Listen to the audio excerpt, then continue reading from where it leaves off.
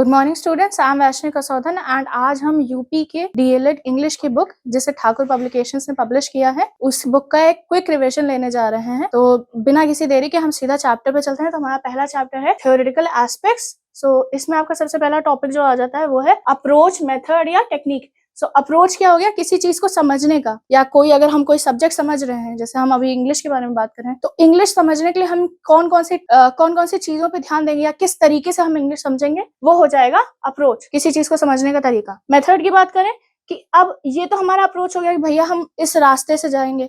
Method हो गया कि हम वहां पे किन किन चीजों से या क्या क्या चीजों को यूज करके हम उसको अटेन करेंगे। नेक्स्ट आ जाता है टर्म हमारा जो है टेक्निक्स। टेक्निक्स वो हो जाते हैं कि चीजों को समझने के लिए हम क्या क्या यूज कर रहे हैं, कैसे कैसे कर रहे हैं, वो पूरा हमारा हो जाता है टेक्निक्स। इन तीनों टर्म्स को सिंपली अगर आपको समझना हो तो आप इस डायग्राम से समझ सकते हैं कि टेक्निक वो चीज है जिनके थ्रू हम चीजों को समझेंगे। टेक्निक के ऊपर कई सारी टेक्निक्स मिलकर एक मेथड बना देते हैं कि 3-4 टेक्निक। लाइक मुझे इंग्लिश सिखानी है एक छोटे बच्चे को, तो मैं उसे राइटिंग भी सिखाऊंगी, रीडिंग भी सिखाऊंगी एंड बाकी सारी चीजें सिखाऊंगी।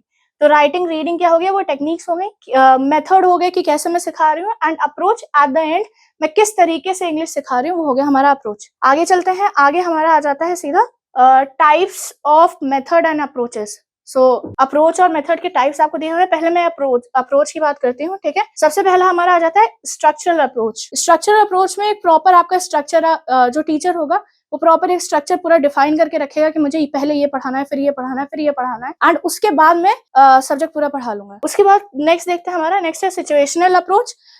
सिचुएशनल अप्रोच हो गया कि मैंने स्टूडेंट को कोई सिचुएशन दी कि मान लेते हैं मैंने स्टूडेंट को जो है वो एक सिचुएशन दे दी कि तुम्हारे पापा भी ऑफिस से घर वापस आए, तो तुम क्या क्या उनसे कहोगे।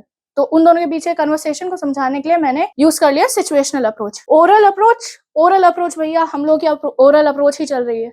मैं आपको ओरली चीजें बताती जा रही हूँ, आप ओरली चीजें समझते जा रहे हैं। मेथड्स की बात करते हैं तो सबसे पहला हमारा मेथड आ जाता है ग्रामर एंड ट्रांसलेशन का। ग्रामर एंड ट्रांसलेशन, इसमें क्या होता है कि हम स्टूडेंट्स को ग्रामर समझा रहे हैं, बट कैसे समझा रहे हैं। इंग्लिश के सेंटेंसेस को हम पहले उनकी मदर टंग, हम लोग की हिंदी है, तो हम लोग इंग्लिश के जो सेंटेंसेस होते हैं उसको हिंदी में समझा देते हैं, एंड उसके बाद हम उनको उन हिंदी के सेंटेंसेस से हमने ग्रामर समझाने की कोशिश करते हैं। नेक्स्ट आता है हमारा डायरेक्ट मेथड। इसमें हम बच्चों को मदर टंग पूरी तरीके से अवॉइड करते हैं, हम सिर्फ इंग्लिश में चीजें बता रहे होते हैं। आजकल जितने भी हमारे इंग्लिश मीडियम स्कूल्स हैं वहां पे डायरेक्ट मेथड यूज किया जाता है कि बच्चों को टीचर खुद भी इंग्लिश में बात कर रहा होता है एंड बच्चों को इंग्लिश में ही चीजें समझाई जाती है, ठीक है। नेक्स्ट आ जाता है ड्रिल मेथड। ये मेथड पुराना मेथड है, अब एज सच नहीं यूज होता, कुछ टीचर्स अभी भी यूज कर सकते हैं। ड्रिल मेथड में क्या होता है, इसमें हम स्टूडेंट्स को एक ही चीज बार बार रिपीट करा रहे होते हैं। जैसे अगर किसी बच्चे ने कुछ गलत काम किया होता है तो हम कह देते हैं कि अपनी कॉपी में 10 टाइम्स लिखो आई वॉज लेट टुडे। ये बहुत अच्छा एग्जांपल है, आई वॉज लेट टुडे। तो ये जो मैंने कह दिया कि आई वॉज लेट टुडे तुम 10 टाइम्स लिखो, ये हो गया ड्रिल मेथड, कि वो बार बार लिखे 10 टाइम्स या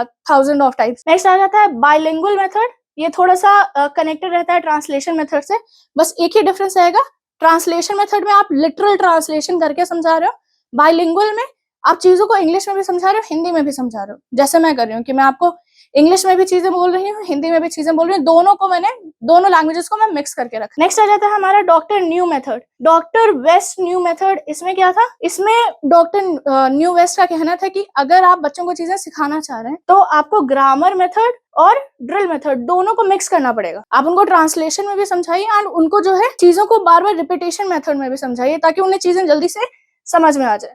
नेक्स्ट आता है ऑडियो लिंगुअल मेथड। इसमें क्या हो गया, आपने बच्चों को ऑडियो सुनाए, बच्चों को प्रोनाउंसिएशन सिखाया। अगर हम किसी वर्ड का, किसी सेंटेंस का या किसी लैंग्वेज का इन जर्नल प्रोनाउंसिएशन सर सिखा रहे हैं, तो हम क्या कर रहे हैं, हम ऑडियो लिंगुअल मेथड यूज कर रहे हैं। नेक्स्ट आ जाता है लैंग्वेज गेम्स। अब बच्चों को स्पेलिंग्स याद कराने या कोई कॉन्सेप्ट याद कराना है, उसके लिए हम डिफरेंट गेम्स का यूज कर सकते हैं। उसके कुछ एग्जाम्पल्स आपके इस तरीके के हो जाएंगे कि मैंने अगर मुझे जनवरी फरवरी सिखाना हो तो मैंने इस तरह कर दिया कि JANUAR, अगर मैंने ऐसे लिख दिया डैश डैश करके, तो ये एक तरीके से बच्चे के लिए गेम हो गया कि आप चलो इसकी स्पेलिंग कंप्लीट करो। ऐसे और भी तरीके के गेम्स आते हैं। आगे चलते हैं नेक्स्ट चैप्टर पे। नेक्स्ट चैप्टर हमारा क्लासरूम टीचिंग। छोटा सा एक ले लेते हैं। किसी भी लैंग्वेज को अगर हमें समझना हो, या लैंग्वेज हमें क्यों जरूरी है, भाई कम्युनिकेट करना है, अपनी चीजों को बताना है एंड चीजों को आसानी से समझाना है एंड लोगों से इंटरेक्ट बहुत अच्छे से करना है, ठीक है। सो इंटरैक्शन पे ये चलते हैं कि बच्चे जो है वो इंग्लिश में इंटरैक्शन कैसे शुरू करेंगे। सो बच्चे जो है अपना इंग्लिश में इंटरैक्शन जो है वो ग्रीटिंग से शुरू कर सकते हैं, एंड ये भी ओरल बेसिस पे ही होगा, अभी कुछ भी रिटन नहीं चलेगा। तो ओरल बेसिस पे कैसे, हिंदी में तो हम लोग नॉर्मली नमस्ते या नमस्कार बोल देते हैं, बट इंग्लिश में जब हमें बोलना होगा तो हम हेलो हाय बोलेंगे। बाकी जो ग्रीटिंग्स होंगी, good morning sir, good afternoon sir, ये सारी फॉर्मल ग्रीटिंग्स हो जाएंगी। एंड फॉर्मल रिस्पॉन्सेज क्या क्या हो जाएंगे, good morning, good afternoon, good evening, how are you, I am very well, thank you. आगे चलते हैं, अगर इनफॉर्मल ग्रीटिंग्स या रिस्पॉन्सेज को देखें, सो इनफॉर्मल में hello hi, how are you doing, what are the things you are doing. So informal में भी नॉर्मली रहेगा कि hi, hello, I am fine, how are you, या ग्रेट, थैंक यू। ठीक है, ये सारी नॉर्मल ग्रीटिंग्स हैं जो बच्चों को सिखाई जा सकती हैं। थैंक यू बोलना उनको सिखाया जा सकता है, thank you and sorry, these are few words जो आप बच्चों को इजीली सिखा सकते हैं। इसके अलावा जो ग्रीटिंग्स हैं जो बच्चों को इजीली सिखाई जा सकते हैं कि न्यू ईयर पे कुछ स्पेशल इवेंट्स पे क्या क्या बोला जा सकता है। जैसे न्यू ईयर पे आप हैप्पी न्यू ईयर बोल सकते हैं, या wish you happy and prosperous new year बोल सकते हैं। वैसे ये सेंटेंस बहुत बड़ा है बच्चों के लिए। फेस्टिवल्स का वही हो जाएगा, happy Diwali, happy Holi, happy Eid, ये सब चल सकता है। बर्थडेज पे नॉर्मल जो बच्चों को याद रहता है वो है हैप्पी बर्थडे टू यू। अगर बच्चा पूरी पोयम याद कर पा रहा है तो आप उसको पूरी पोयम याद करा सकते हैं। अब बात करते हैं लेटर रिकग्निशन पे। सो हम सबको पता है कि इंग्लिश में जो है 26 लेटर्स हैं। अच्छा, लेटर रिकग्निशन आप कैसे बच्चों को करा सकते हैं, तो इसमें सबसे पहला होना चाहिए कि आप उसे दिखाएं कि लेटर्स क्या होते हैं, या उन्हें सुनाएं। सबसे पहले आप सुनाने से शुरू कीजिए कि ओरली उन्हें आप बताइए कि क्या कौन कौन से लेटर्स हैं, ए कैसे बोला जाता है, बी कैसे बोला जाता है, एंड ए फॉर क्या होता है, बी फॉर क्या होता है, एंड सो ऑन। ठीक है, जब बच्चों को ये आ जाए तो आप उनको फ्लैश कार्ड्स या रैंडम लेटर्स उनसे पूछ सकते हैं कि आप ऐसे बी दिखा दे, कह दें ये बताओ ये कौन सा लेटर है, या ये बताओ ये कौन सा लेटर है। आप इस तरीके से उनको करा सकते हैं चीजें। ठीक है, जब उनको ये भी पूरी तरीके से कंट्रोल में आ जाए तब आप जो है उनको राइट करना शुरू करा सकते हैं कि ए कैसे लिखा जाएगा या बी कैसे लिखा जाएगा। लाइक 4 लाइन वाले पे ही आप कराइए। ठीक है, इंग्लिश जो है वो 4 लाइन वाले पे ही राइटिंग चलेगी, एंड उनको प्रॉपर्ली बताइए कि जो लाइंस बन रही हैं या जो लेटर्स बन रहे हैं वो इसी तरीके से बनेंगे या इसी कलर में बनेंगे। ए अगर हम बना रहे हैं तो ऐसे बनेगा, बी ऐसे बनेगा। कर्सिव लेटर्स की बात करें तो कर्सिव लेटर्स जो है ये बच्चों को हेल्प कर देते हैं कंटिन्यूअस लिखने में, क्योंकि नॉर्मली जो बच्चे लिख रहे होते हैं तो अपनी पेन को वो बहुत ज्यादा उठाते हैं, एंड कई बार होता है कि वो भूल जाते हैं कि कहाँ पे कौन सा कर्व लगाना है। अगर बच्चे को डिसलेक्सिया है या कोई और पढ़ने लिखने में उससे थोड़ी प्रॉब्लम हो रही है, कोई कॉग्निटिव प्रॉब्लम चल रही है उसको, तो उसे नॉर्मल जो लेटर्स होते हैं उनको समझने में मुश्किल हो सकती है। तो उसके लिए सबसे इजी पड़ेंगे कर्सिव लेटर्स की। पेन उसे उठानी नहीं है, अपनी पेंसिल उठानी नहीं है। अगर वो ए लिख रहा है तो वो एक बार में पूरा ए लिख दे रहा है, उसे पेन उठा के चीजें लिखने की जरूरत ही नहीं। एंड कर्सिव लेटर्स के साथ भी यही है कि आप जो है जो लेटर्स ड्रॉ कर रहे होंगे या लेटर्स उन्हें बता रहे होंगे वो प्रॉपरली उनको बताइए कि आप मिडिल वाली लाइन से स्टार्ट करके ऊपर जाएंगे, कर्सिव ऐसे रहेगा, डी आपका ऐसे बन जाएगा, सी आपका ऐसे बनेगा। आप प्रॉपर फॉर्मेशंस उनको बताइए। अब नेक्स्ट टॉपिक हम लेते हैं कुछ एनिमल्स और वेजिटेबल्स, फ्रूट्स, इन सब के नेम्स के बारे में। ये भी आप छोटे बच्चों को जो 2-3 साल के, 3-4 साल के बच्चे हैं उनको इंट्रोड्यूस करा सकते हैं कि ए फॉर एप्पल भी होता है, ए फॉर एरोप्लेन भी होता है, ए फॉर एंट भी होता है। ठीक है, तो इस तरीके से उनको जब वो बोलेंगे, बार बार सुनेंगे, तो उनको बहुत अच्छे से क्लियर हो जाएगा कि अच्छा अगर ए साउंड आ रहा है तो ये लेटर ही होगा और कोई लेटर नहीं हो सकता, या ब साउंड कहीं पे आ रहा है तो बी ही होगा और कोई लेटर नहीं हो सकता। तो इस तरीके से प्रॉपर बुक आती है बच्चों की, आपकी बुक में भी ये दिया हुआ है, आप उससे कर सकते हैं। आगे चलते हैं, एनिमल नेम्स भी आप ऐसे सिखा सकते हैं बच्चों को। यहाँ पे तो पिक्चर थोड़ी वो हो गई है, पिक्चर होगी, एनिमल का नाम नीचे दिया हुआ है, तो एटलीस्ट पिक्चर देख के बच्चा इजिली नाम पहचान सकता है कि एलिफेंट है, अगर ये ऐसा दिख रहा है तो ये एलिफेंट है, अगर ये ऐसा दिख रहा है तो ये लायन है, अगर ये ऐसा दिख रहा है तो ये डेयर है। And same case domestic animals के लिए भी हो जाएगा, बर्ड्स के लिए भी सेम केस हो जाएगा, बर्ड्स के लिए भी सेम केस हो गया, फ्लावर्स के लिए भी सेम केस हो जाएगा कि उसने फ्लावर्स देखे, बच्चे ने फ्लावर्स देखे एंड वो रिकॉग्नाइज कर पा रहा है। स्पेलिंग चलो ठीक है, हम बाद में जब वो थोड़ा बड़ा हो जाएगा, जब वो रिकॉग्नाइज करना सीख लेगा, रीड करना सीख लेगा, राइट करना सीख लेगा, एंड तब हम बात करेंगे कि स्पेलिंग सीखे और वो कनेक्ट करना चीजों को सीखे। बट अभी उसको चीजों के नाम पता होने चाहिए बेसिक लेवल पे। तो ऐसे ही आपके फ्रूट्स के नेम भी हो जाएंगे, वेजिटेबल्स के भी नेम हो जाएंगे। कुछ प्लांट्स का यहाँ पे कुछ प्लांट्स का आपका इंग्लिश और हिंदी दोनों में ट्रांसलेशन दिया हुआ है आपकी बुक में, आप देख सकते हैं। अब बात करते हैं, लेटर बता दिया, लेटर रिकॉग्निशन हो गया, लेटर राइटिंग होगी। अब लेटर में जो है वोवेल और कॉन्सोनेंट्स आ जाते हैं। सो 26 लेटर्स है, जिसमें से 5 हमारे जो होते हैं वो वोवेल्स है, एंड बाकी जो 21 है वो कॉन्सोनेंट्स है। ठीक है, एंड हर किसी की एक पर्टिकुलर साउंड है। लाइक ए को हम ए ही बोलते हैं, या ई को हम ए ही बोलते हैं, बी जो है वो बा साउंड देगा, सी जो है वो सा साउंड देगा या का साउंड देगा, वो प्रॉपर उसका रूल है जो आप आगे पढ़ेंगे। डी जो है वो डा साउंड देगा। आगे चलते हैं। बच्चों का जो है साउंड बहुत क्लियर होना चाहिए कि कहाँ पे कौन सा साउंड वो यूज कर रहे हैं, ठीक है। यहाँ पे आपको आपकी बुक में 1 से लेके 100 तक के सारे नंबर्स दिए हुए हैं। न्यूमेरिकल फॉर्मेट में भी दिया हुआ है, इंग्लिश में भी दिया हुआ है, हिंदी में भी दिया हुआ है, ठीक है। तो आप अपनी बुक में उसको प्रॉपर्ली देख के रीड कर सकते हैं। हम आगे बढ़ते हैं। कुछ छोटी छोटी एक्टिविटीज दी हैं कि बच्चों को स्पेलिंग्स कैसे याद कराएं या कैसे बच्चों को रिकॉग्नाइज कराएं, ठीक है। बच्चों को हमने रिकॉग्निशन सिखा दिया, अब रीडिंग कैसे सिखाएंगे। तो रीडिंग सिखाने का सबसे अच्छा तरीका है कि पहले जो है फॉर बिगनर्स हम एक चीज कर सकते हैं कि वो पहले वर्ड पहचानना सीखे, साउंड पहचानना सीखे, एंड फिर वो वर्ड्स को समझना सीखे, ठीक है।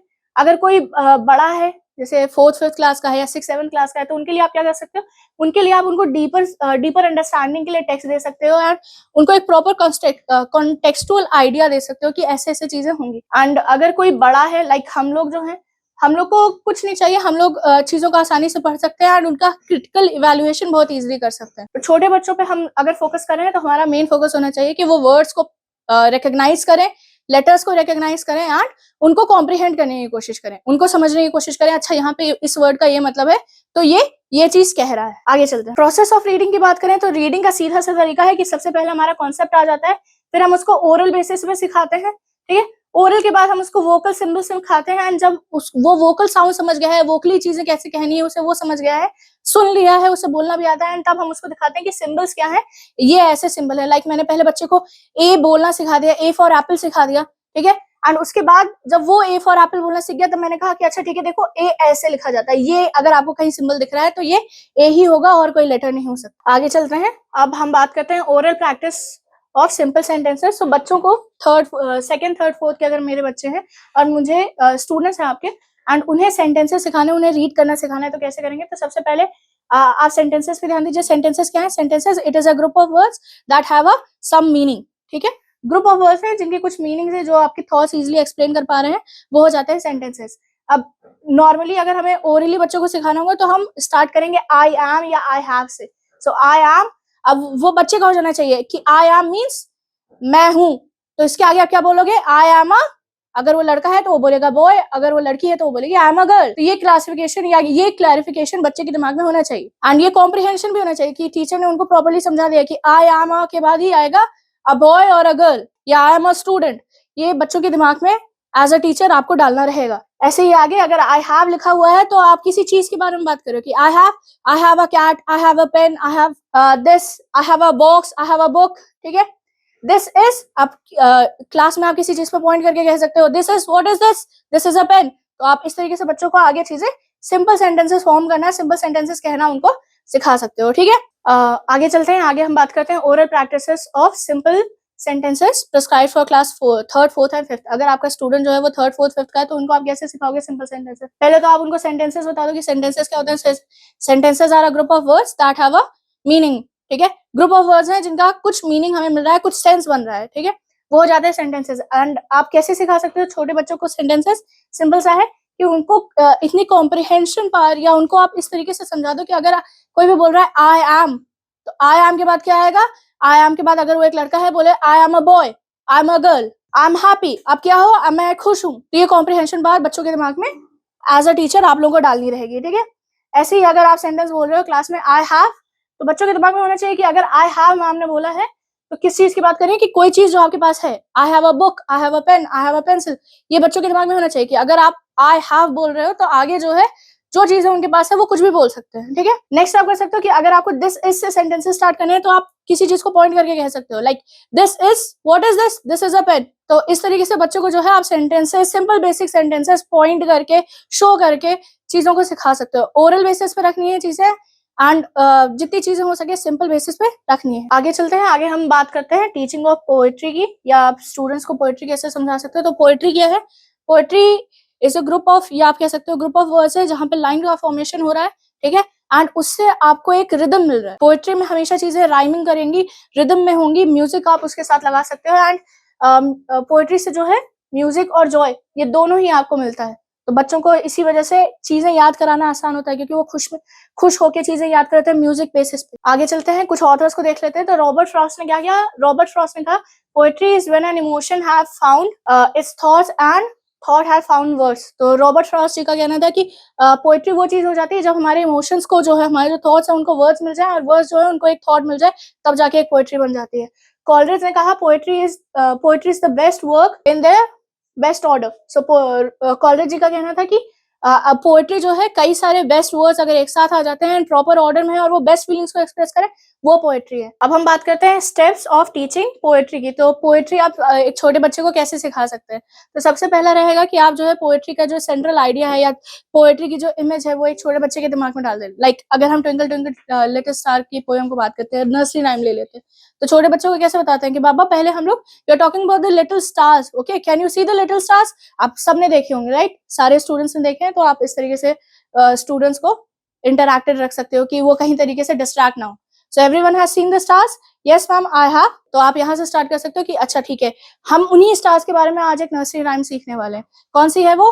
Twinkle twinkle little star. ये आपका फर्स्ट स्टेप हो गया। इसके बाद जो है, इसके बाद आप सेकेंड स्टेप में जो है प्रॉपरली जो है जो राइम होगी या जो आपकी पोएम होगी उसको रिदम के साथ, म्यूजिक के साथ बच्चों के सामने बोलनी है। उसके बाद उनको कहना है कि आप रिपीट करो। Like you can't say like twinkle twinkle little star, no, you have to sing it. आपको गानी पड़ेगी वो पोएम प्रॉपरली, जैसे छोटे बच्चों के साथ गाई जाती है, ट्विंकल ट्विंकल लिटिल स्टार। आप पूरे प्रोनाउंसिएशन और हर चीज के साथ प्रॉपर बेसिस पे रखोगे। नेक्स्ट स्टेप आपका हो जाता है, आपने प्रोनाउंसिएशन रख लिया, आपने बच्चों को थीम बता दी, इसके साथ बच्चों को आप पिक्चर्स दिखा सकते हो। Like twinkle twinkle little stars की बात करते हैं, आप उनको पिक्चर्स दिखा के चीजें समझा सकते हो, ठीक है? ऑब्जेक्ट्स हो गए। इसके बाद आप बच्चों को बार बार रिपीटेशन लाओ, उनको डेवलप कराओ, उनको चीजें सिखाओ कि कैसे रीड करनी है पोएम। आप इस तरीके से पोएम रीड कर सकते हो, ये तरीका है। नेक्स्ट स्टेप आ जाता है कि अब बच्चों को पोएम समझ में आ गई, बच्चों को पोएम याद हो गई है, वो प्रॉपर एक्शन के साथ, म्यूजिक के साथ पोएम बोल पा रहे हैं, गा पा रहे हैं। अब आप उनसे थोड़ा सा कॉम्प्रिहेंसिव क्वेश्चंस कर सकते हो। लाइक पोएम से ही रिलेटेड क्वेश्चंस कर लीजिए। ट्विंकल ट्विंकल कैसा स्टार है वो? It's a wonderful star. What type of star it is? It's a wonderful star. बच्चे बता देंगे आपको, ठीक। इसके अलावा जो है आप थोड़े से एक्शंस यूज कर सकते हो, पिक्चर्स यूज कर सकते हो, चीजों को और क्लियर बेसिस पे रखने के लिए। छोटे बच्चे हैं तो चीजों को बहुत सिंपल बेसिस पे रखना है, ठीक है? आगे चलते हैं। नेक्स्ट आ जाता है recitation of nursery rhyme and poem with a rhythmic and intonation. तो इसमें मैंने अभी आपको सारी चीजें बता ही दी ऑलरेडी। रिदम देख लेते हैं, टाइप ऑफ रिदम जल्दी से देख लेते हैं। तो फर्स्ट फिंगर रिदम, इसमें जो है आप इंसी विंसी स्पाइडर आपका इसमें आ जाएगा example. Next counting rhythm, incy wincy spider, आप फर्स्ट फिंगर रिदम आप ये रख सकते हो कि सब में एक वर्ड होगा जो हल्का सा रिपीट कर रहा होगा। नेक्स्ट चलते हैं काउंटिंग रिदम की। अगर हम बात करें तो एक ऐसी राइम होगी जिसमें बच्चों को काउंटिंग सिखाई जा रही है। एक तो यहाँ पे दी है 1 2 आई सी यू, दूसरी होती है 1 2 बकल माई शू। ये भी एक बहुत अच्छा एग्जाम्पल है।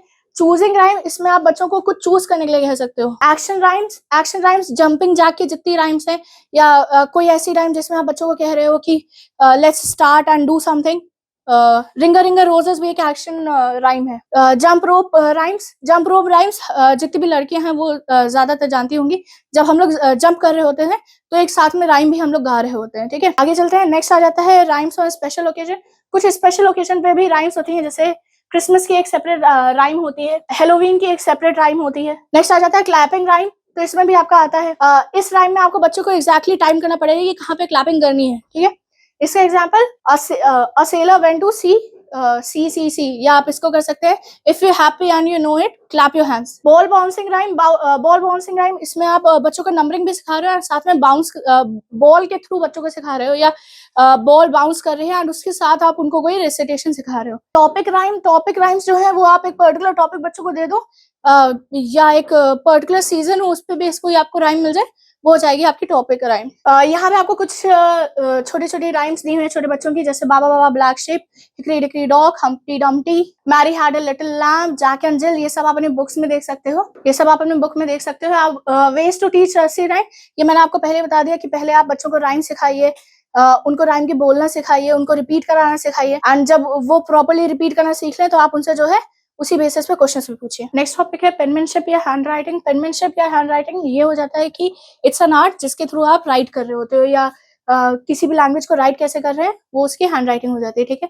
मैं ऑलरेडी आपको पहले बता चुकी हूँ कि हैंड राइटिंग में बहुत ज्यादा फोकस रखना है, 4 लाइन की कॉपीज पे यूज करना है। कैसे स्टार्ट करेंगे? सो सबसे पहले हम जो है बच्चों को स्लैंटिंग लाइन और स्टैंडिंग लाइन, ये जो लाइन्स आपको दिख रही है इनको स्ट्रोक्स कहते हैं, ठीक है?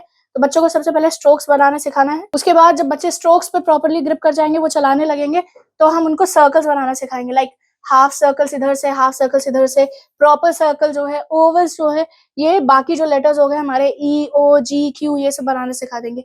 इसके बाद हम जो है स्ट्रोक्स के कॉम्बिनेशन ले लेंगे, जैसे ऐसे हम लोगों ने बनाना सिखा दिया, या ऐसे बनाना सिखा दिया, या हम लोगों ने ऐसे बनाना सिखा दिया। ठीक है, इससे जो हमारे लेटर्स एस, जी, जे ऐसे लेटर्स जो हैं वो कवर अप हो जाएंगे। अब राइटिंग को सिखाने के बच्चों के जो टेक्निक्स है वो आ जाती है। सबसे पहले ट्रांसक्रिप्शन।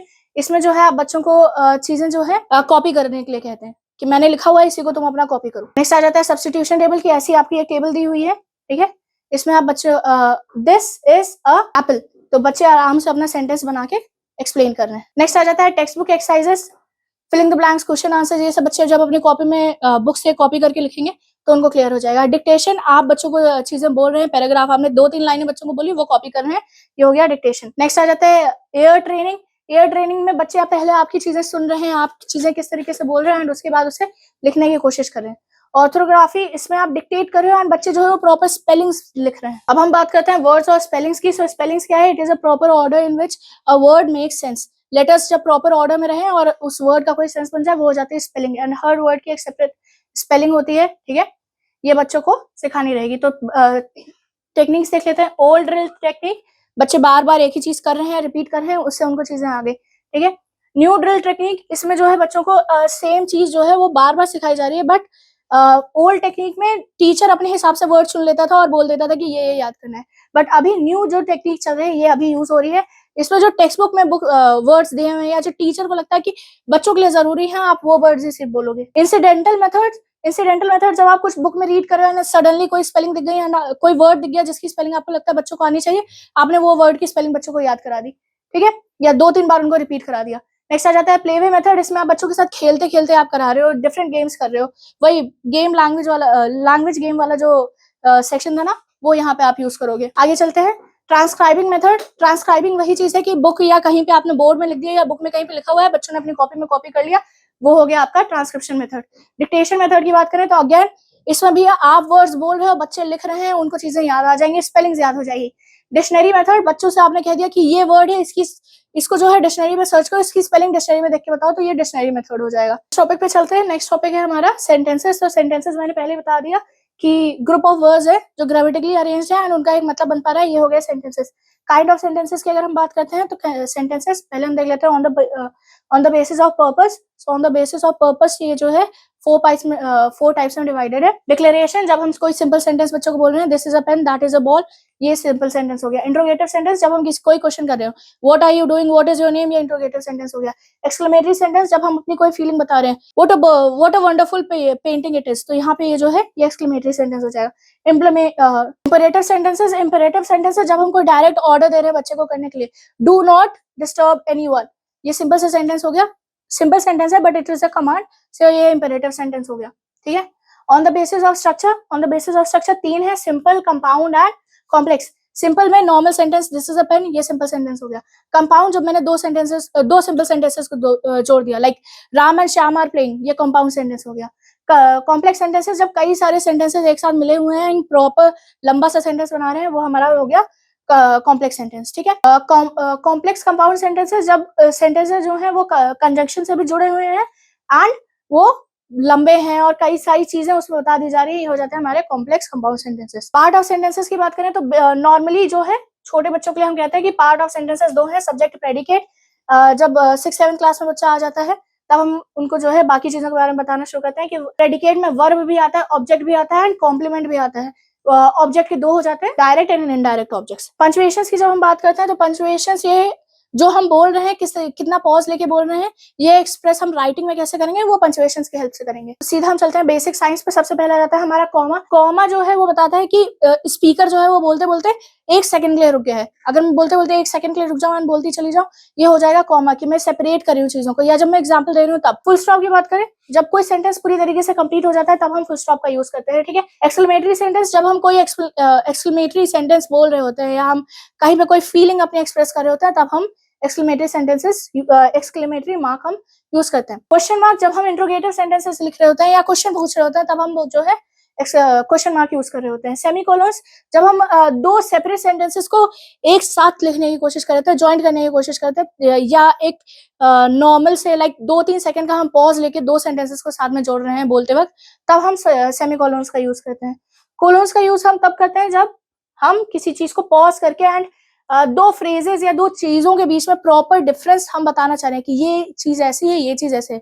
जैसे अगर आप कह रहे हो फॉर एग्जाम्पल, यहाँ पे क्या किया 2 मिनट के लिए रुके एंड फिर आपने बोलना शुरू कर दिया, तो बच्चे को क्लियर हो गया कि फॉर एग्जाम्पल है, एंड उसके बाद मैम एग्जाम्पल को इससे कनेक्ट करेंगे। ठीक है। एपोस्ट्रोफीज हम तब यूज करते हैं जब हम कहीं पे ओनरशिप दिखाने की कोशिश कर रहे होते हैं या किसी चीज को हम कनेक्ट करने की कोशिश कर रहे थे। Like that is Radha's bag, तो राधास जो मैंने एस यूज कर दिया, यहाँ पे वो काम आ जाता है। आगे चलते हैं, आगे आ जाता है कोटेशन मार्क। कोटेशन मार्क जब हम कोई चीज एज इट इज कॉपी कर रहे थे या किसी की सेइंग हम यूज कर रहे होते। अभी आपने ऊपर देखा था जब मैंने ऑथर्स की सेइंग यूज की थी पोएट्री की डेफिनेशन में, तब वहां पे डबल कोट्स लगे हुए थे। ठीक है। हाइफन तब होता है जब हम किसी चीज को कंपाउंड सेंटेंसेस को या कंपाउंड वर्ड्स को यूज कर रहे होते हैं। ठीक है। जैसे आप एग्जाम्पल देख सकते हो यहाँ पे माई मदर इन लॉ, तो देखो मदर इन लॉ बीच में हाइफन लगा हुआ है। आगे चलते हैं ब्रैकेट्स हम तब यूज करते हैं जब हम किसी चीज को प्रॉपर ग्रुपिंग में लेना चाह रहे हैं। ठीक है। यहाँ पे देख लीजिए सेंटेंस। स्लैश जब हम किसी चीज को प्रॉपर्ली सेपरेट करना चाह रहे हैं, किसी कोटेशन को प्रॉपर्ली सेपरेट करना चाह रहे हैं, ब्रेक करना चाह रहे हैं, तब हम स्लैश का यूज करते हैं। डिटरमाइनर्स आर्टिकल्स की ही सिर्फ बात करते हैं। आर्टिकल्स हमारे कौन कौन से हैं? A and the. And articles जो है वो बेसिकली दो होते हैं। डेफिनेटिव आर्टिकल जो कि हमारा द होता है, indefinite article a and an होता है। छोटे बच्चों को सिखाने का सबसे इजी तरीका है कि अगर हमारा सिंगुलर नाउन साथ में है एंड उसके साथ हमने जो है यहाँ पे हमें लगाना है कि सिंगुलर है एंड हमें वो स्पेसिफाई करना है, तो उसके आगे हम आ लगा देंगे। आ बॉय, कॉन्सोनेंट साउंड जितने होंगे उनके साथ आ लग जाएगा, जितने वोवेल साउंड्स होंगे उनके साथ एन लग जाएगा। ठीक है। तो एन ऑरेंज। द कब यूज होगा? द तब यूज होगा जब हम किसी पर्टिकुलर इंसान की बात कर रहे होंगे, किसी पर्टिकुलर चीज की बात कर रहे होंगे, किसी यूनिक चीज की बात कर रहे होंगे, किसी प्रॉपर बिल्डिंग की बात कर रहे होंगे। ठीक है। तब हम यूज करेंगे। कोई चीज जो इंडिविजुअल हो, कोई स्पेशल चीज जो एक ही है। ठीक है। या उसको हम पीछे जो हमारा पैराग्राफ है उसमें हम ऑलरेडी एक बार बोल चुके हैं, तब हम दा यूज कर सकते हैं। यही कुछ कंडीशंस होंगी जब दा का यूज होगा। नेक्स्ट टॉपिक पे चलते हैं। नेक्स्ट टॉपिक है हमारा कन्वर्सेशन या क्लासरूम कन्वर्सेशन। ये क्लासरूम में कैसे बात होती है? कन्वर्सेशन कोई भी चीज जो दो से ज्यादा लोगों के बीच में हो रही है वो कन्वर्सेशन है। अगर हम बातचीत कर रहे हैं तो वो कन्वर्सेशन हो जाती है। ठीक है। अब टाइप ऑफ कन्वर्सेशन देख लेते हैं जल्दी से। सबसे पहला आ जाता है हमारा डिबेट। तो वो दो लोग जो एक दूसरे के पॉइंट्स को अपने आर्ग्यूमेंट्स प्रेजेंट कर रहे हैं, सामने वाले को गलत प्रूफ करने की कोशिश कर रहे हैं, ये डिबेट हो जाता है। डायलॉग जब दो लोग नॉर्मली बात कर रहे हैं तब ये डायलॉग फॉर्मेशन हो जाता है। डिस्कोर्स में आप प्रॉपर अपनी चीजें बता रहे हैं एंड ये यूजुअली कोऑपरेटिव में यूज होता है एंड वन वे कन्वर्सेशन रहती है। ठीक है।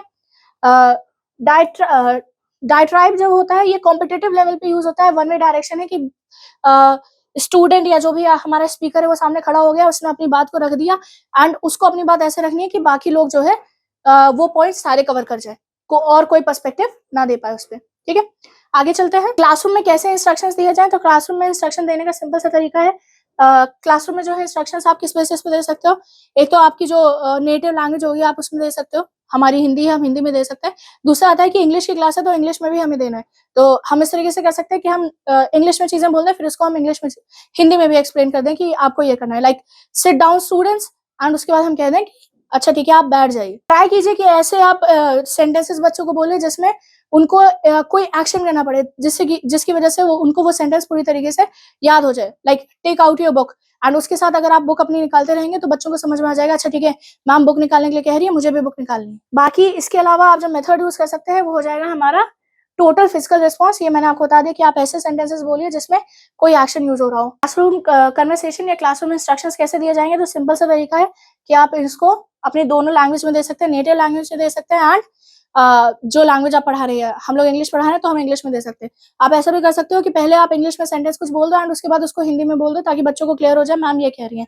नेक्स्ट ट्रिक जो आप यूज कर सकते हैं वो होता है हमारा टोटल फिजिकल रिस्पॉन्स TPR। ठीक है। इसमें क्या होता है हम ऐसे सेंटेंसेस बच्चों को बोल रहे होते हैं जिसमें कि कोई फिजिकल एक्शन करना हो, like take out your pencil, and इसके साथ अगर आप वो एक्शन खुद परफॉर्म कर रहे हो like you are taking out your pencil, तो बच्चों को क्लियर हो जाएगा you are taking out your pen. इससे बच्चों को क्लियर हो जाएगा कि उन्हें भी चीजें करनी, उन्हें आपको कॉपी करना है। बच्चे बहुत अपने टीचर को बहुत ज्यादा कॉपी करते हैं। टेक आउट योर बुक, ऐसे सेंटेंसेस जिसमें कोई एक्शन परफॉर्म हो रहा है ताकि वो सेंटेंस उनको इजीली समझ में आ जाए कि अच्छा ठीक है, अगर कोई ये सेंटेंस बोल रहा है तो मुझे ये चीज करनी है। यहाँ पे आपको छोटा सा एक वो दिया हुआ है कि आप कैसे बच्चों को चीजें समझा सकते हो, सेंटेंसेस फॉर्म करना कैसे समझा सकते हो। तो आपने सिंपल से एज अ टीचर आपने कह दिया कि मैंने 5 सेंटेंसेस लिखे हैं कि मैंने पूरे वीक में ये किया, एंड उसके बाद आप कहोगे कि इसके जो है यस या नो क्वेश्चन बनाओ। तो सबसे पहला सेंटेंस ले जाता है आई सॉ अ मूवी। तो अगर आपको जानना है कि अगर आपको जानना है कि दूसरे ने कर लिया तो कैसे करेंगे, तो स्टूडेंट्स करेंगे मैम पूछ के करेंगे। क्या पूछोगे? Who saw a movie in this week, ठीक है, किसने ये मूवी देखी, या किसने अपने पूरे एक हफ्ते में मूवी देखी। तो जिसने देखी होगी वो बोलेगा हाँ, जिसने नहीं देखी होगी वो बोलेगा ना।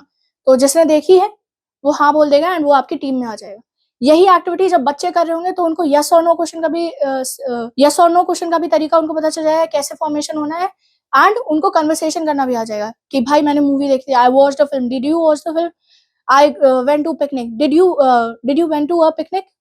तो वो चीजें इजिली जो है बच्चों को धीरे धीरे बेसिस पे उन्हें कन्वर्सेशन करना आ जाएगा। सेल्फ इंट्रोडक्शन ये बच्चों को सिखाना रहता है। सो कैसे सिखाएंगे? सिंपल सा है, गुड मॉर्निंग सर, मैम, जो भी आप डेजिग्नेशन यूज कर रहे हो, ठीक है। अब सेल्फ इंट्रोडक्शन, इसमें आप अपने बारे में हर चीज बता सकते हो। शुरुआत करोगे आप अपने नाम से, एंड ये सब आपको बच्चों को बताना रहेगा। सेल्फ इंट्रोडक्शन कैसे होगा? शुरुआत करोगे अपने नाम से, आप कहाँ रहते हो, ठीक है। इसके अलावा अपने एज के बारे में बता सकते हो, आपको क्या पसंद है वो बता सकते हो, आप कौन सी क्लास में पढ़ रहे हो ये बता सकते हो, पेरेंट्स के बारे में बता सकते हो। तो प्रॉपर ये जो यहाँ पे आप देख सकते हो, यहाँ पे भी देख सकते हो, आप अपनी बुक्स में भी देख सकते हो, आपको पूरा दिया हुआ है कि कौन कौन सी चीजें हैं जो बच्चों को आप बता सकते हो। नेक्स्ट टॉपिक है प्रोनाउंसिएशन। सो प्रोनाउंसिएशन क्या है कि आप किस तरीके से कैसे आप एक वर्ड को बोल रहे हो, ये हो जाता है उसका प्रोनाउंसिएशन। लाइक प्रोनाउंसिएशन को ही देख लीजिए, प्रोनाउंसिएशन लिखा जा रहा है और बोला प्रोनाउंसिएशन जा रहा है। सबसे बड़ी आयरनी यही है, ठीक है।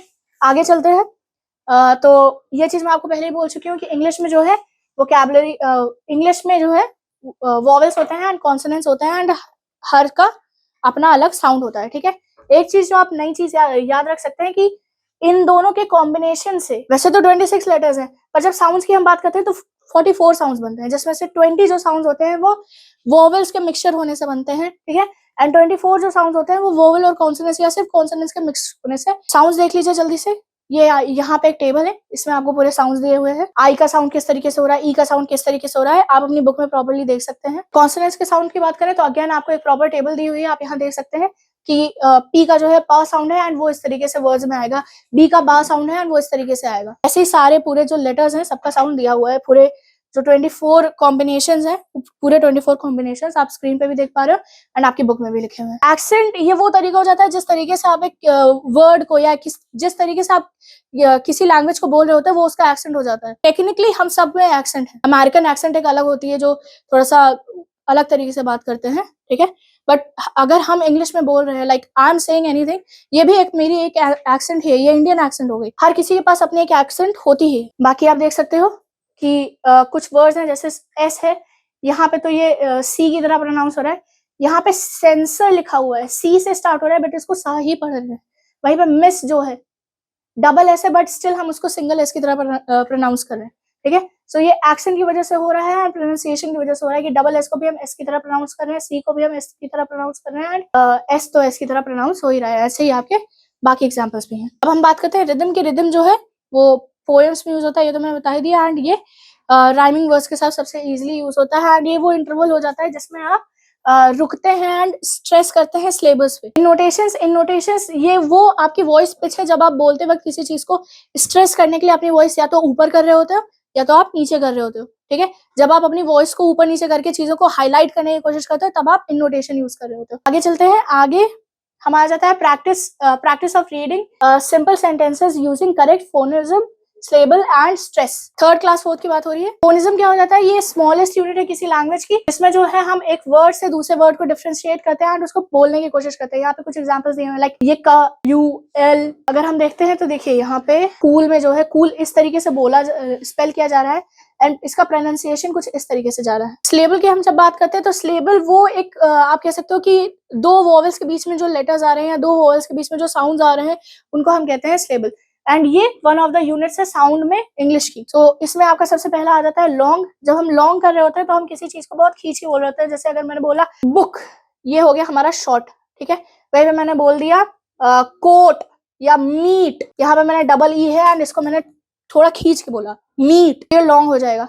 वहीं पे अगर मैं देखती हूँ, आप वर्ड देख सकते हो शेम, ठीक है, इसमें जो है ए मैंने बहुत जल्दी बोल दिया एंड ई को जो है वो मैंने पूरी तरीके से साइलेंट कर दिया, ई को बोला ही नहीं, सिर्फ एक ही बोला साइलेंट। इसमें भी क्या हो रहा है कि एस आई जो है वो साई अलग साउंड कर रहा है एंड लेंट जो है वो पूरी तरीके से अलग साउंड कर रहा है, तो इसमें दो सिलेबल हो गए। इसमें शेम में आपका सिर्फ एक ही सिलेबल आया, ई का साउंड नहीं था। लॉन्ग में भी आपका एक ही सिलेबल आया क्योंकि वहां पे भी एक ही वोवेल है। आगे चलते हैं टाइप ऑफ सिलेबल। तो सबसे पहले आ जाता है आपका मोनोसिम्बैलिक।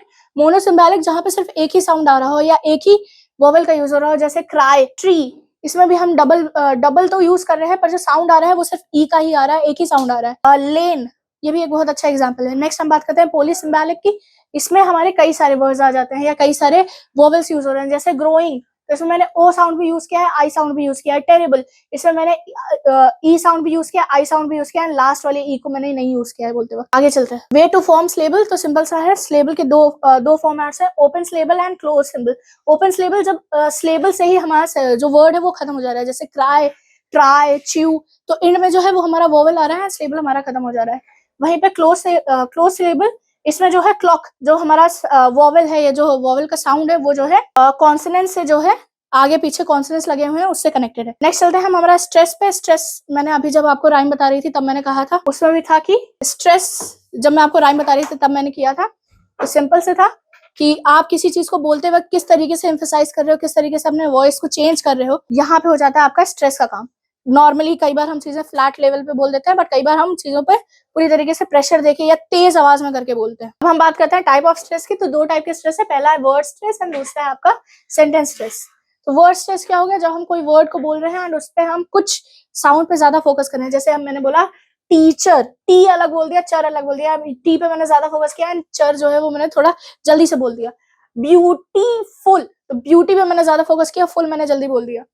अंडरस्टैंड, यहाँ पे मैंने अंडर पे ज्यादा फोकस किया एंड स्टैंड को अंडर पे कम फोकस किया एंड स्टैंड को मैंने जल्दी से बोल दिया। ऐसे ही सेंटेंस जब हम कर रहे होते हैं, यहाँ पे आप देख सकते हो, जब मैं सेंटेंस के कुछ वर्ड्स पे फोकस करूँ, जैसे have you seen my new book, have you seen my new book, have you seen my new book, have you seen my book, ठीक। तो मैंने सेंटेंस में अलग अलग वर्ड्स पे फोकस करके अलग अलग तरीके से बोल दिया, ठीक है।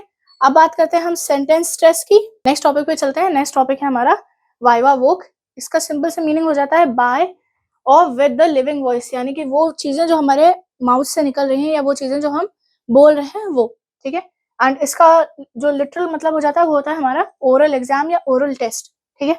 सो इसमें कौन कौन सी चीजें आ जाती हैं, इसमें हमारी 4 चीजें आ जाती हैं। सबसे पहले आता है हमारा डिस्क्रिप्शन, फिर आता है नरेशन, फिर आता है एक्सटेम्पोर एंड लास्ट में आ जाता है स्टोरी टेलिंग। डिस्क्रिप्शन की बात करें, आपको कोई आपने अपने स्टूडेंट को कोई पिक्चर दे दी, उसको थोड़ा सा उस पिक्चर के बारे में बता दिया, जैसे आपने एग्जाम्पल के थ्रू आपको जल्दी से समझा दे रही हूँ। यहाँ पे ताजमहल की फोटो लिखी हुई है एंड आपने ताजमहल के बारे में बच्चों को थोड़ी बहुत चीजें बता दी कि ताजमहल जो है it's one of the 7 wonders, ठीक है। ताजमहल एक बहुत अच्छा एग्जाम्पल है आर्किटेक्चर, ठीक है। थोड़ी थोड़ी चीजें आपने बच्चों को बता दी एंड कुछ पॉइंट्स आपने बच्चों को की पॉइंट्स बता दिए एंड उसके बाद आपने कहा कि अब तुम्हें जो है इस पे बोलना है। अगर बच्चा छोटा है तो आपको पॉइंट्स गाइड करने पड़ेंगे, अगर बच्चा बड़ा है, अगर 6-7 क्लास का बच्चा है या 8th क्लास का स्टूडेंट है, तो सिंपल सा है, आपने उसको पिक्चर दिखा दी। ये सब टॉपिक्स उसको ऑलरेडी पता होंगे, वो ऑलरेडी बाकी किसी सब्जेक्ट में एसएसटी में वो पढ़ ही चुका होगा, तो वो अपने हिसाब से 1 पैराग्राफ 2 पैराग्राफ वो बोल लेगा। अगर आप एक छोटे बच्चे को काऊ की पिक्चर दिखा देंगे तो वो बता देगा ये काऊ है, इसके पास 4 लेग्स हैं, इसके पास 2 हॉर्न्स हैं, एंड ये हो जाएगा आपका डिस्क्रिप्टिव। इसी तरीके से आपका डिस्क्रिप्शंस दिए जाते हैं। नेक्स्ट आता है नरेशन। तो नरेशन ये एक टीचिंग टेक्निक है जिसमें आप बच्चे को कोई स्टोरी बता रहे होते हो, ठीक है। तो आपने जो है कोई इवेंट जो है जो आपने पढ़ा हुआ है या आपकी लाइफ में हुआ है, ठीक है, उसको आप धीरे धीरे बच्चों को बिट बाय बिट आप उनको चीजें बताते जा रहे हो। एक चीज का फर्क रखना है स्टोरी टेलिंग और नरेशन में। नरेशन में आप हर जो चीज बोल रहे होगे वो या तो आप फर्स्ट पर्सन रखोगे या तो आप थर्ड पर्सन रखोगे एंड चीजों को जो है एक नरेटर के एक थर्ड पर्सपेक्टिव से चीजें बताने की कोशिश करोगे, ठीक है। एंड स्टोरी टेलिंग जो होती है, स्टोरी टेलिंग आप चीजों को स्टोरी फॉर्मेशन बताते जा रहे हो कि भैया एक once upon a time there was a mountain, ठीक है, उस माउंटेन में ये रहता था, ये स्टोरी टेलिंग है। But narration, once upon a time there was a mountain, वहां पे एक राजा रहता था, राजा ने ये चीजें की, ये हो गया स्टोरी टेलिंग और नरेशन में डिफरेंस। एग्जाम्पल एक और आप देख लीजिए जल्दी से। John is a good boy with nice ideas, ठीक है। ये स्टोरी टेलिंग का हो गया, ठीक है। जब मैं नरेशन कर रही होंगी तो मैं सीधा सीधा बोल सकती हूँ John is a great boy with wonderful ideas, ठीक है। शॉर्ट कर दिया, एडजेक्टिव यूज कर दिया, बच्चे को इजिली क्लियर हो गया, ठीक है। नेक्स्ट टॉपिक पे चलते हैं। नेक्स्ट टॉपिक है हमारा एक्सटेम्पोर। एक्सटेम्पोर एक इम्प्रोम्प्टो का है, इम्प्रोम्प्टो स्पीच है कि आपको स्टूडेंट को कुछ नहीं पता होता है, आप स्टेज पे गए, वहां से आपने एक चिट उठाई, उस पर कुछ लिखा होगा, कोई टॉपिक लिखा होगा, आपको 1 मिनट 2 मिनट दिया जाएगा, सेट टाइम दिया जाता है, चिट रख दी, 2 मिनट दे दिया सोचने के लिए, आपने चीजें सोच ली एंड उसके बाद आपको उसके बारे में 5 मिनट 10 मिनट जितना भी वहां का रूल रहेगा उस हिसाब से उस टॉपिक पे आपको बोलना रहेगा। ये हो जाता है एक्सटेम्पोर एंड इम्प्रोम्प्टो, ठीक है। ये आपको बच्चों को सिखाना भी रहेगा एंड आपको भी चीजें आनी चाहिए, ठीक है। नेक्स्ट टॉपिक पे चलते हैं। नेक्स्ट टॉपिक आ जाता है आपका लेटर राइटिंग का, ठीक है। सो लेटर राइटिंग सबको पता है, it's a very good skill, it's used for communication, ठीक है। एंड लेटर्स जो होते हैं वो 2 टाइप्स के होते हैं, फॉर्मल एंड इनफॉर्मल। फॉर्मल जितने सेंटेंसेस होते हैं वो हम किसी अथॉरिटी को दे रहे होते हैं, किसी जॉब इंटरव्यू के लिए डाल रहे होते हैं, कोई लेटर होता है इंक्वायरी के लिए होता है, या रिग्रेट के लिए होता है, या थैंक यू के लिए होता है, जहां पे हम इंसान को सही से नहीं जानते, ठीक है, वहां पे हम फॉर्मल लैंग्वेज में बात कर रहे होते हैं, ठीक है। इसका आप स्ट्रक्चर देख सकते हो। स्ट्रक्चर कुछ इस तरीके से रहता है। सबसे पहले आपने सेंडर का एड्रेस डाला, ठीक है, फिर आपने डेट डाली, आपने अपना एड्रेस डाल दिया, मैं भेज रहा हूँ तो मैं अपना एड्रेस डालूंगी, ठीक है। आपने डेट डाल दी जब आप लेटर लिख रहे हो, ठीक है। उसके बाद आपने रिसीवर का एड्रेस डाल दिया, किसको भेज रहे हो, फिर आपने सैचुरेशन डाल दिया, saturation sir, respected sir, dear sir, जो भी आप यूज करना चाहते हो आप वो यूज कर सकते हो। फिर आपने सब्जेक्ट डाल दिया, सब्जेक्ट में आपने लिख दिया कि ये लेटर आप क्यों लिख रहे हो, और वो भी कुछ वर्ड्स में लिखना है, प्रॉपर सेंटेंस बनाने की कोशिश नहीं करनी है, ठीक है। नेक्स्ट आ जाता है हमारा बॉडी, ठीक है। इसमें नॉर्मल बेसिस पे अगर आपको ऑफिशियल लेटर नहीं है, आपके पास प्रॉपर लिखना है, तो आप उसको पैराग्राफ फॉर्मेशन में लिखोगे, जिसमें फर्स्ट पैराग्राफ में आप टॉपिक बताओगे, सेकंड में उस टॉपिक से रिलेटेड पूरा डेटा दे रहे होगे, एंड लास्ट में आप बताओगे कि आपके हिसाब से उनको क्या क्या कर लेना चाहिए, ठीक है। बट अगर चीजों को शॉर्ट में लिखना होगा तो एक ही पैराग्राफ में आप पूरी बॉडी रखने की कोशिश करते हो, एंड एक ही पैराग्राफ में आप चीजों को एक्सप्लेन करने की कोशिश करते हो जब आप इमरजेंसी या अर्जेंटली लिख रहे हो कुछ, ठीक है। एंड इसके बाद आता है हमारा क्लोजिंग, जिसमें हम लिखते हैं hopefully you will do this, ठीक है। एंड लास्ट में हमने अपना थैंक यू लिखा, अपना नाम लिखा, एंड अपने बारे में चीजें, नाम के अलावा अगर जैसे आप चीजें लिखना चाह रहे हो, आप अपना डेजिग्नेशन लिखना चाह रहे हो, आप अपना डेजिग्नेशन भी यहाँ पे लिख सकते हो, ठीक है। ये स्ट्रक्चर होता है फॉर्मल लेटर्स का। इनफॉर्मल लेटर्स की बात करें तो इनफॉर्मल लेटर्स हम उन इंसानों को भेजते हैं जिनको हम जानते हैं, जिनके साथ हम कोई प्लान बनाने वाले हैं या कुछ अच्छा करने वाले हैं, किसी को इनविटेशन भेजने के लिए, किसी का इनविटेशन एक्सेप्ट करने के लिए, डिक्लाइन करने के लिए, किसी अपने को जब हम कोई लेटर भेज रहे हैं वो इनफॉर्मल लेटर है। इसका स्ट्रक्चर जल्दी से देख लेते हैं इनफॉर्मल लेटर का। तो सबसे पहले आप किसे भेज रहे हो उनका एड्रेस, ठीक है, रिसीवर का एड्रेस, जो भी आपका रिश्ता है, यहाँ पे ये लेटर अंकल के लिए है तो डियर अंकल हो गया, ठीक है। शॉर्ट में या जितना भी आप अपना बॉडी रखना चाहते हो, यहाँ पे तो बहुत शॉर्ट में दिया हुआ है, आप सिंस वो आपके अंकल हैं, आप चाहे जो बात लिखना चाहो आप अपने अंकल को लिख सकते हो, आप उस इंसान को अच्छे से जानते हो, जिस टोन में आप बात करना चाहो उस टोन में आप उनसे बात कर सकते हो, जो वर्ड्स यूज करना चाहो आप यूज कर सकते हो, ठीक है। फॉर्मल लेटर्स में नहीं यूज कर सकते, फॉर्मल लेटर्स में आपको एक प्रॉपर स्ट्रक्चर रखना पड़ेगा, प्रॉपर वर्ड्स रखने पड़ेंगे, आप कुछ भी नहीं बोल सकते वहां पे, ठीक है। यहाँ पे आप कुछ भी बोल सकते हो क्योंकि आप उस इंसान को जानते हो, आपका उनसे एक रिलेशन रह चुका है। लास्ट में yours truly, yours affectionately, and आपका नाम, ये होता है आपका स्ट्रक्चर इनफॉर्मल लेटर्स का। नेक्स्ट टॉपिक पे चलते हैं। ये आपकी वोकैबुलरी दी हुई है, ठीक है। वोकैबुलरी, ये आप कह सकते हो कि एक तरीके से हिंदी में इसको शब्दकोश बोलते हैं, तो इसमें आपकी जो वर्ड्स की नॉलेज होती है उसको हम बोलते हैं वोकैबुलरी। जब आपको प्रॉपर वर्ड्स की नॉलेज हो कि किस तरीके से वर्ड्स यूज करने हैं, किस तरीके से वर्ड्स की मीनिंग क्या है, उनको क्या बोला जाता है, उनके एंटोनिम्स सिनोनिम्स, ये सब हो जाते हैं।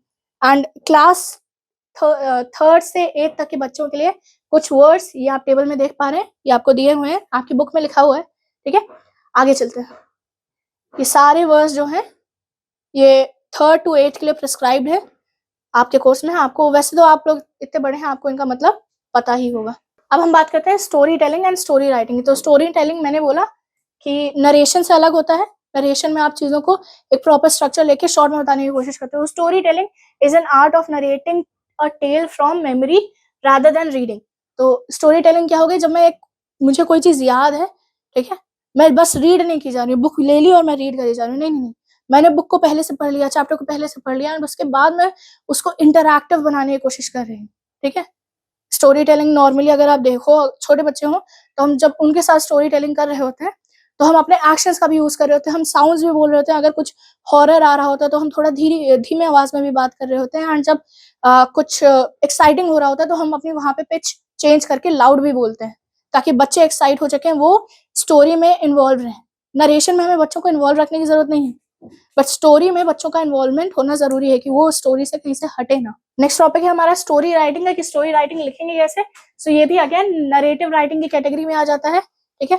सो इसको लिखने का सबसे पहले, इसको अगर आप लिख रहे हो स्टोरी राइटिंग या बच्चे को सिखा रहे हो स्टोरी राइटिंग करने का, तो उसको कैसे करोगे। सबसे पहले आप कहोगे कि आप एक सेटिंग सेट करोगे कि कहाँ पे हो रहा है, ये पास्ट में हो रहा है, प्रेजेंट में हो रहा है, फ्यूचर में हो रहा है, कहाँ हो रहा है। एक प्रॉपर सेटिंग आप डिसाइड कर लोगे, ठीक है।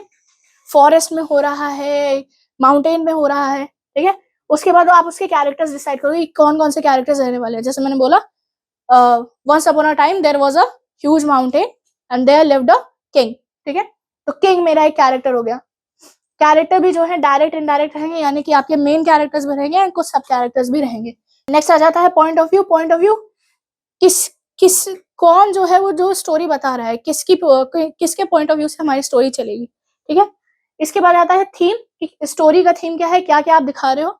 नॉर्मल जो थीम जो छोटे बच्चे ले लेते हैं वो रहता है good and evil, nature and civilize society, ठीक है। Individual and community, conflict between individual and community. So ये नॉर्मल थीम्स है जो टीचर्स बच्चों को दे देती हैं स्टोरी लिखने के लिए, या बच्चे नॉर्मली इस पे स्टोरी लिख लेते हैं।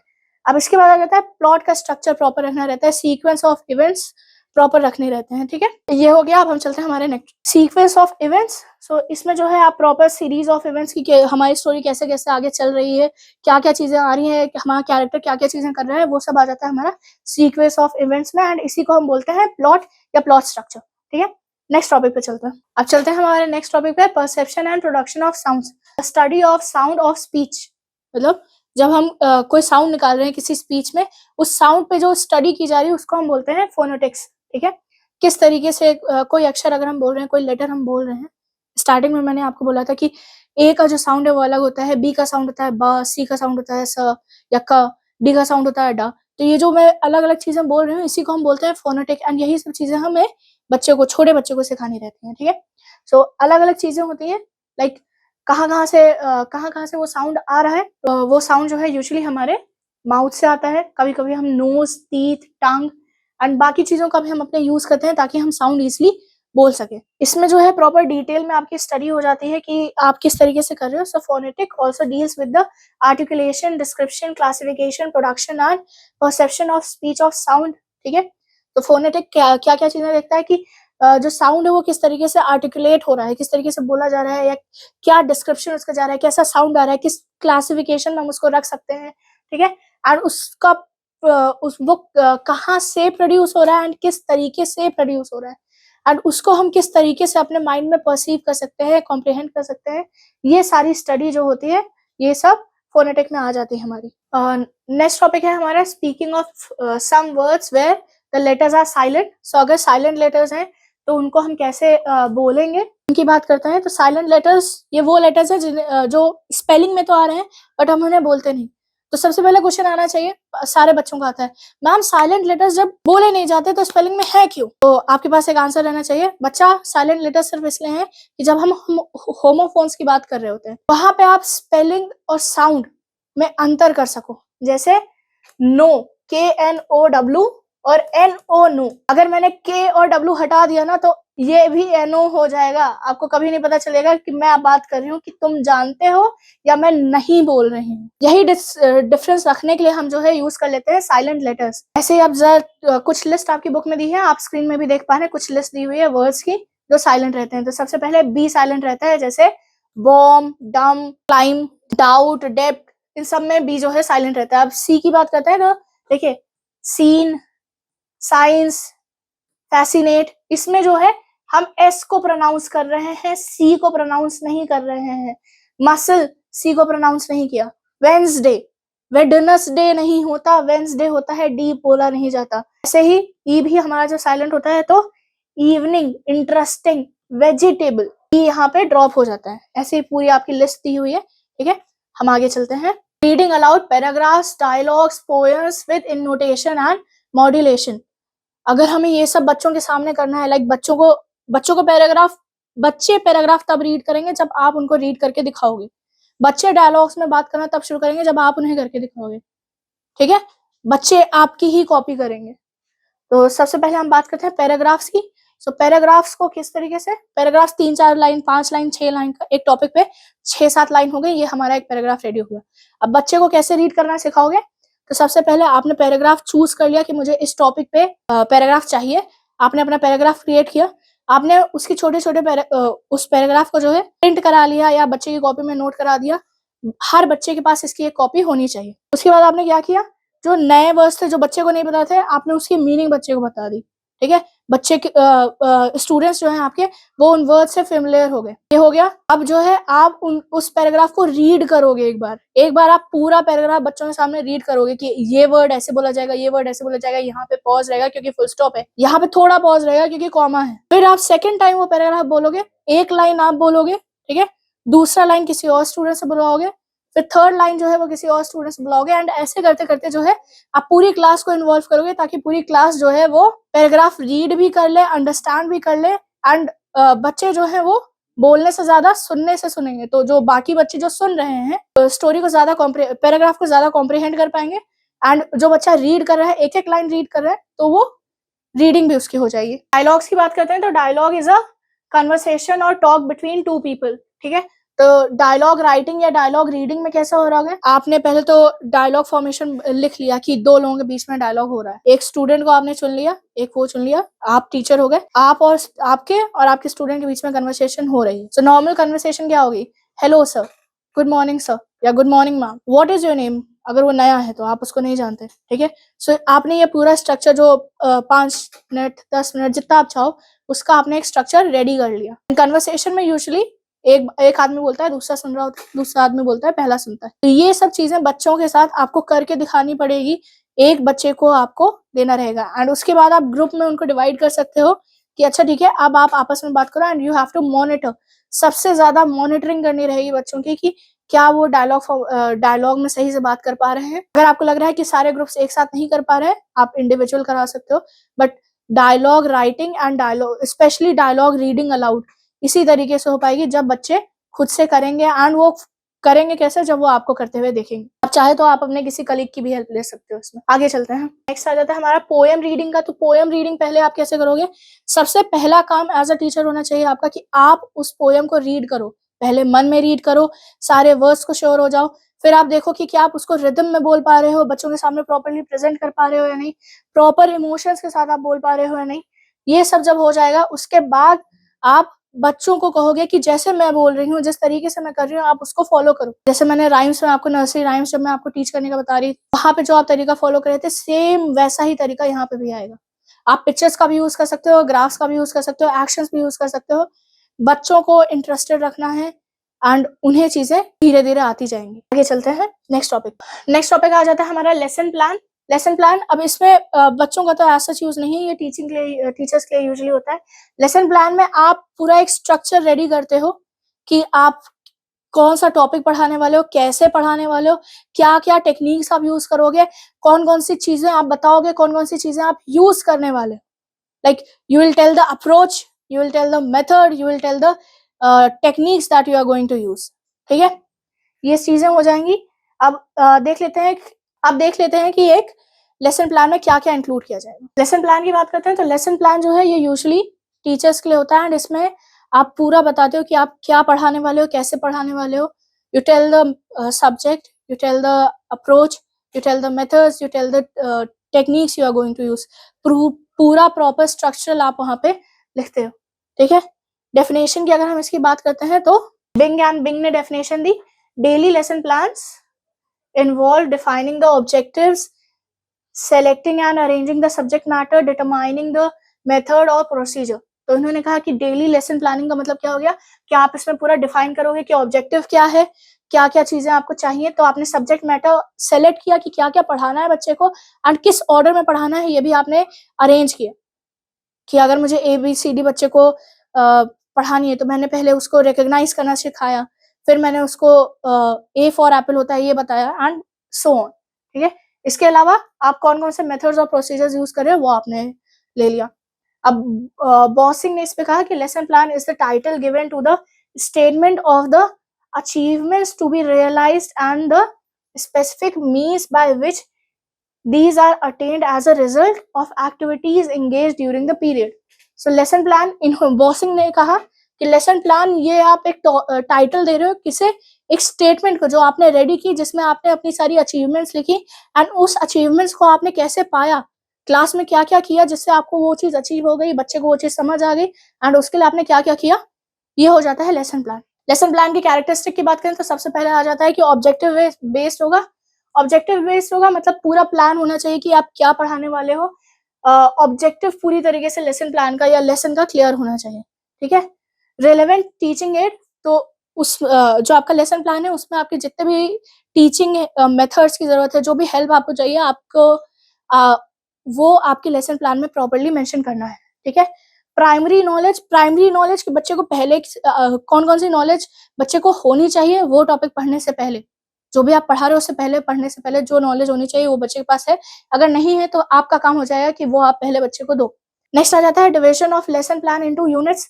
यूजुअली क्या होता है कि एक लेसन रहता है, हमने एक लेसन चूज कर लिया, ठीक है, उस लेसन को हमने डिफरेंट पार्ट्स में डिवाइड कर दिया कि पहले ये बताएंगे, फिर ये बताएंगे, फिर ये बताएंगे, ठीक है।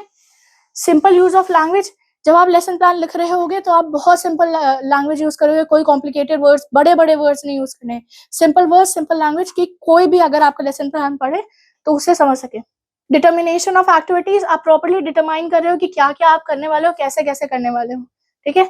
कोरिलेशन हो जाता है जब आप एक पूरे जो नॉलेज है उसके एक पार्ट को आप पढ़ा रहे हो एंड होल से कनेक्ट करके पढ़ा रहे हो, या कोई एक टॉपिक पढ़ा रहे हो, उसको पढ़ाते पढ़ाते आपने उसको रिलेट करके इसी चीज से पढ़ाया, ठीक है। इलस्ट्रेशन, जब आप किसी चीज को समझाने के लिए अलग से पिक्चर्स और डायग्राम्स और बाकी सारी चीजें यूज करते हो, चार्ट्स यूज करते हो कि बच्चे को इजीली समझ में आ जाए, ठीक है।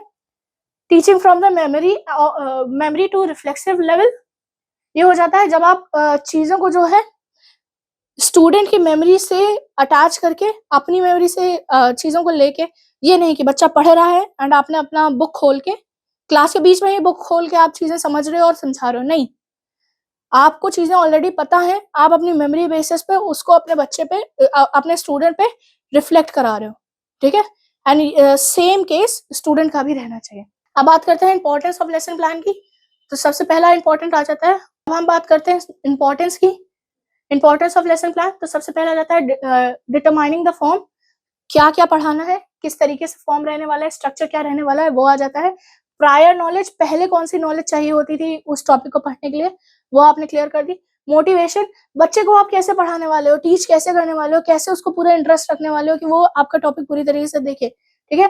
कोऑर्डिनेशन आपके लेसन प्लान में, आपकी चीजों में और स्टूडेंट की चीजों में एक प्रॉपर कोऑर्डिनेशन रहना चाहिए, ठीक है। Proper utilisation of time, properly चीजों को यूटिलाइज, स्पेशली आपके टाइम को यूटिलाइज करना है। लाइक 45 मिनट्स की अगर आपकी एक क्लास है तो उसमें आपको डिवाइड कर लेना है कि मुझे 45 मिनट्स में ये करना है और मुझे ये टॉपिक क्लियर कर लेना है, टाइम वेस्ट नहीं होना चाहिए, डिस्ट्रैक्ट नहीं होना चाहिए बच्चा। नेक्स्ट चलते हैं, नेक्स्ट आ जाता है अप्रोप्रिएट एटमॉस्फेयर, प्रॉपर एटमॉस्फेयर होना चाहिए, कोई डिस्टर्ब करने वाला एलिमेंट नहीं होना चाहिए, कम से कम डिस्टर्ब करने वाला एलिमेंट होने चाहिए।